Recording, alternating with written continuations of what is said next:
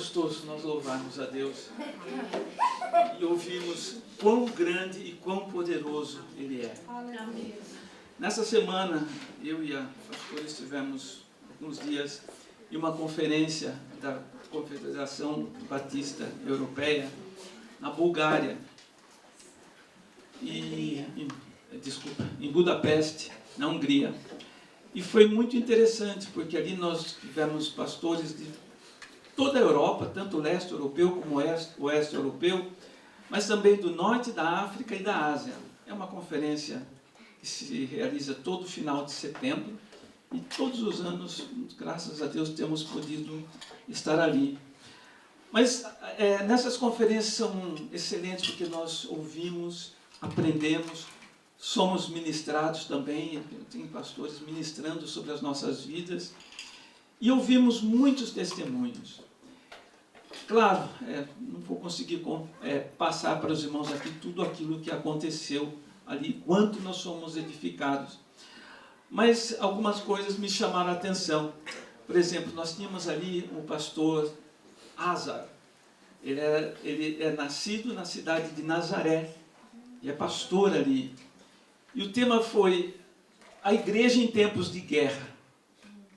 Para ter uma ideia, eu tive um atraso de 1 hora no nosso voo da Suíça para lá. Eu até agradeço os irmãos que estiveram também orando. Teve um problema no avião que nós íamos, então o avião não subiu, então foi trocado de aeronave. Então chegamos atrasados, perdemos até o primeiro culto de abertura. Mas às vezes nós pensamos assim, que perigo, ficamos atrasados. E o voo que veio de Israel então? Ele disse assim que eles tiveram que ficar parados no aeroporto esperando os mísseis acabarem de explodir para que o avião pudesse ter autorização para levantar voo. Nós não temos noção o que é a igreja em tempo de guerra. Olha, nós estamos aqui, olha que conforto. E eles ali? Ele disse que quando começam aqueles bombardeiros lá naquela região, muitas pessoas correm para a igreja, para se refugiar na igreja. Mas a igreja também está na mira daqueles bombardeiros. Mas as pessoas sabem que ali existe um Deus que guarda, um Deus que protege. Ele deu muitos exemplos de como é difícil, como as pessoas ali verdadeiramente precisam de pastores, até psicólogos, porque eles há pessoas que perderam toda a família na guerra. Eu fico pensando, o que nós perdemos e às vezes nos colocamos tão desanimados. Essa vida, que difícil. E ali famílias que perderam todos, às vezes só sobrou um da família, estão ali para buscar a presença de Deus. Irmãos, as igrejas ali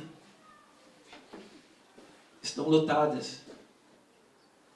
E não é interessante? Aqui nós temos toda a liberdade. Basta um dia de sol bonito, acabou. Ou um tempo muito feio, não dá para ir para a igreja. E ali as pessoas debaixo de bomba vão para a igreja.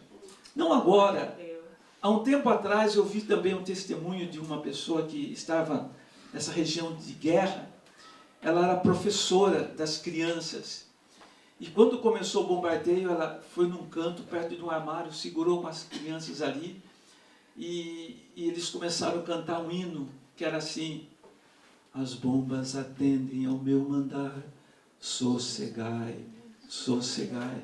Não era as ondas atendem ao meu mandar. Ela disse que quando eles começaram a cantar esse hino, não é que as bombas se acalmaram? Glória a Deus. Nós temos toda a liberdade, mas não damos o devido valor. Nós também tivemos ali o pastor, ele é pastor da igreja ali onde nós temos essa guerra tão grande agora, os russos atacando, e tinha pastores russos também e ucranianos ali na conferência. E eles sabem que o problema não são os países, mas são os líderes que estão em guerra. E ele disse o seguinte, que na Ucrânia nunca teve um crescimento tão grande da igreja como agora. Glória a Deus. Ele mostrou, claro, fotografias de locais, igrejas destruídas, mas também ele mostrou ali pessoas sendo batizadas em rio, em lago, sabe essas caixas d'água de 5 mil litros, caixa d'água, o pessoal sendo batizado nas caixas d'água ali. Sabe, outra coisa, isso já desde o ano passado nós ouvimos, o que acontece com os pastores que estão na Ucrânia? Eu não me lembro agora a idade que eles podem ir para a guerra, mas eles têm que ir para a guerra e deixar as suas famílias. Então muitas igrejas ficaram sem pastor, sem presbítero, sem diácono, sabe, sem até o líder de jovens, foram para a guerra. E eu pergunto, a igreja se acabou? Hein? Não, porque a igreja é do Senhor. Amém. E a igreja continuou crescendo e crescendo. Aleluia. Sem pastor, sem a liderança. Amém. Mas nós temos o nosso líder, Jesus Cristo. Amém, Jesus. E a igreja ali continuou e continua crescendo. Amém, Jesus. Amém. Bênção. Glória a Deus. Já nós tivemos uma conferência na Ucrânia. E nós vimos ali, na época da guerra anterior, uma igreja que tinha sido muito bonita, depois mostrou a foto dela totalmente destruída, totalmente queimada. E nessa conferência que nós tivemos na Ucrânia, antes da guerra, nós ouvimos um pastor pregar sobre amai os vossos inimigos. Quem já ouviu essa palavra? Você ama o seu inimigo? Hein? Hein? Essa é a ordem de Jesus Cristo. Amai os vossos inimigos. E esse pastor, ele pregou, ele é pastor ucraniano. Ele pregou, ele disse que ele estava num terraço e tinha um soldado russo, armado, vindo ali próximo. E Deus falou assim para ele, vai até lá e fale do meu amor para aquele soldado. Mas o pastor falou, mas ele está armado, ele vai me matar. E o Senhor falou, vai até lá. E esse pastor desceu e foi ao encontro. Quando ele chegou, aquele soldado russo apontou o fuzil para ele. Só que aí, esse soldado começou a tremer. Aí ele falou assim, eu nunca matei ninguém na minha vida. Olha só. Aí esse pastor foi lá, o abraçou, aleluia, orou por ele, sabe? Profetizou bênçãos do Senhor para a vida daquele jovem que nunca tinha matado ninguém, mas foi obrigado a ir na guerra. Aleluia, Senhor. O que é amar o inimigo? Às vezes nós temos raiva de alguém porque olhou feio para nós, mas imagina alguém com uma arma tentando te matar, e você lá e abraçar. Mas é isso. Esse que é o Evangelho. O Evangelho é cruz, é sofrimento, é negar-se a si mesmo e fazermos a vontade do Senhor. Nós ouvimos também um testemunho desse pastor que contou sobre essa situação de amar o inimigo. Ele disse que ele, claro, antes de ele tornar-se pastor, ele achou, a mãe dele achou na rua, na época a Ucrânia ainda era comunista, achou um folheto que falava sobre o amor de Jesus. Ela levou para casa esse folheto e leu. E leu para os filhos também, esse folheto, olha, um folheto que falava sobre o amor de Jesus. Falei assim, eu preciso conhecer mais sobre essa pessoa, como que eu faço? E ficou perguntando, e falou assim, olha, tem esse grupo de igrejas, eles que estão dando esses folhetos. E ela conseguiu chegar até o local, escondido, sabe essas construções que a pessoa entra, subterrâneo? Ali estava esse grupo falando sobre o amor de Jesus. E o que aconteceu? Ela recebeu Jesus como Salvador. Ela chegou na casa, o marido dela falou assim, eu não quero saber disso não, porque eu não quero morrer. Você sabe que é proibido isso aqui. Mas ela falou assim, mas olha como Jesus é poderoso. O marido não quis, mas ela e os filhos começaram a servir a Deus.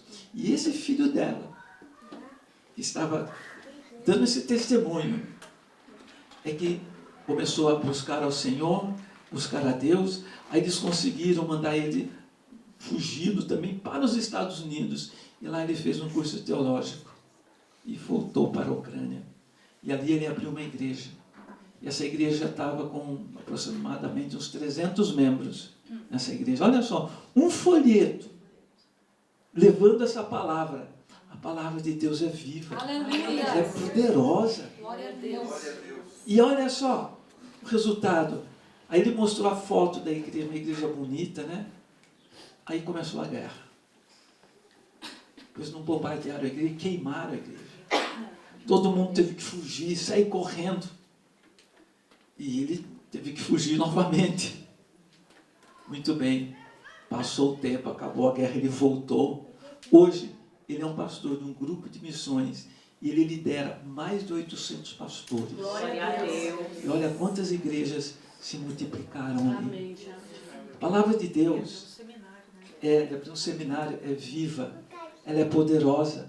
Você leva essa palavra para aquele que está, como foi cantado aqui no começo, milagre, a pessoa pode estar morta. Quem ouve a palavra de Deus revive. Quantas pessoas estão, às vezes, a caminho do cemitério, mas o Senhor vem, restaura, e cura, e liberta. Mas há um preço a pagar. Há um preço. É o preço de servirmos a Deus. Estou dando esse testemunho porque nós ouvimos. Eu preciso passar para os irmãos aquilo que nós aprendemos ali também. E nós ouvimos testemunho de jovens, de pastores, de mulheres que estão buscando a presença do Senhor e mostrando quão grande é o Senhor. Mas nós estamos aqui, olha, todo conforto, é gostoso, estamos num país livre, a hora que nós quisermos ir à igreja ou louvar a Deus, ninguém vai te impedir, ninguém. Mas e aqueles pastores que estão nesses lugares que é proibido pregar o Evangelho? Para ter uma ideia, um pastor da nossa denominação, ele foi preso, sabe? Ele foi preso num desses países que eu não posso falar o nome aqui. Sabe por quê? Porque eles pegaram ele proclamando o nome de Jesus. Proibido. Aliás, vou falar uma coisa para os irmãos, já nos prenderam também uma vez no México, porque nosso visto era de turista. Nós estávamos lá pregando o Evangelho. E eles nos enquadraram ali, mas você não está aqui. Você está aqui para turismo, para passear. Não, pregar o Evangelho é trabalho, você está trabalhando aqui no nosso país. Mas Deus operou um milagre maravilhoso e nos tirou dali. Sabe, Deus é poderoso, mas eu preciso viver na presença dEle para que esse poder possa ser manifesto na nossa vida.